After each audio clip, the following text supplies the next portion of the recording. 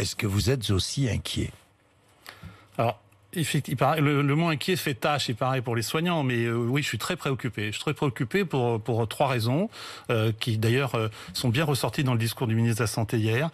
Évidemment, par les chiffres, parce qu'on a beaucoup trituré les chiffres au mois d'août en disant mais non, c'est les étrangers qui viennent à Marseille, c'est les mariages, certaines religions. Enfin, on a dit tellement de choses et son contraire qui succèdent au discours pas clair de la première vague autour du masque, de la prévention.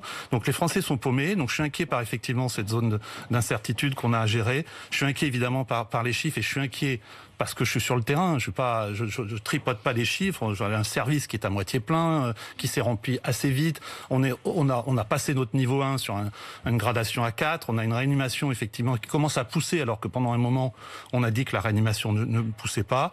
Je suis inquiet aussi parce qu'il va falloir faire coexister les malades non Covid avec les Covid, et ça c'est une réalité qu'on n'a pas eu dans la première vague et qui va être très compliquée. Et puis je suis inquiet aussi, ou préoccupé surtout, par le fait que le personnel soignant était déjà sous tension et que là on a une tension sur les personnels qui existait avant.